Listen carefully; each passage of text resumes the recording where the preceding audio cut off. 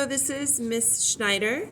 I wanted to take a minute to review Alex's transition plan as he approaches graduation from Grand Canyon High School.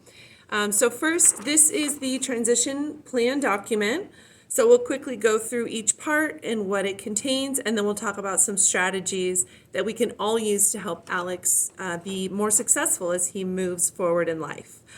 So the first main section here in the transition plan contains information about Alex's strengths, interests, preferences, and some areas of need.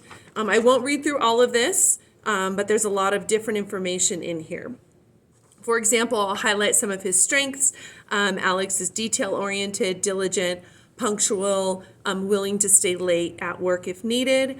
Some of the areas that, Alex, you have room for improvement is with some skill building around communication, especially related to communicating with your supervisor and your coworkers.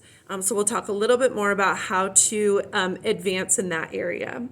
Right below that, we will see some of our post-secondary goals here. So these goals are related to training, education, employment, and then independent living skills. And there are very specific goals for each of those areas. Then we move on to the transition services. These are all of the services and agencies that might be involved with Alex's success moving forward after high school. For example, the local rehabilitation vocational program. After that, we see the courses of study. So Alex is still in high school. He hasn't graduated yet. And so we have his courses of study that he's still enrolled in here. And then some agency participation.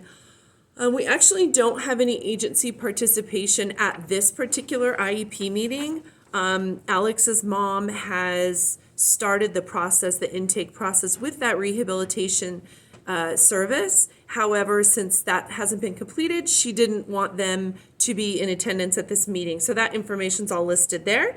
Below that, we've got graduation information. So Alex will be graduating with a modified diploma.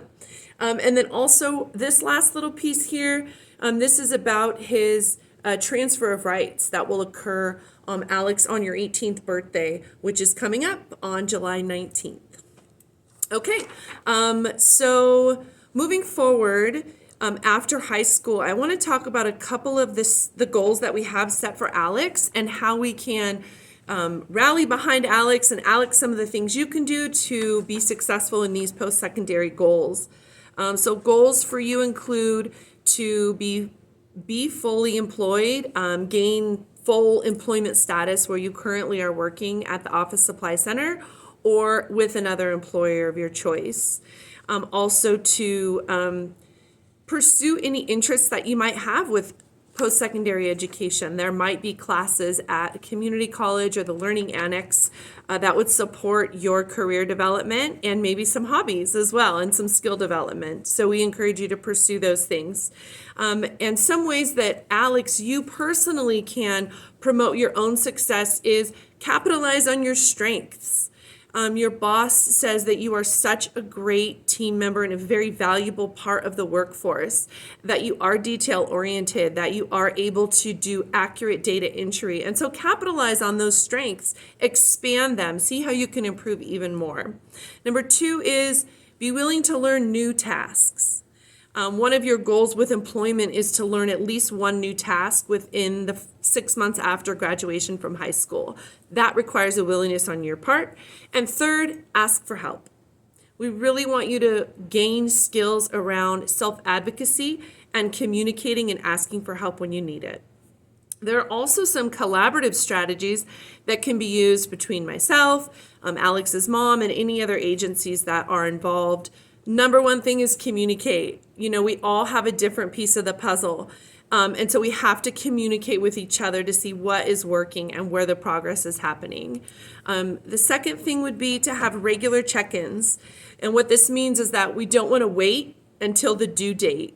We don't want to wait until that 6 months when we wanted to have learned that new skill to say, hey, were you able to learn that new skill? This is an ongoing goal, and we want to continually be popping our heads up and checking for progress and readjusting as needed with the plans that we've made. And the third thing is we want to have clear, reasonable, achievable goals. And so you'll see that in the portion down here of where we have listed out these goals, that these are all achievable goals.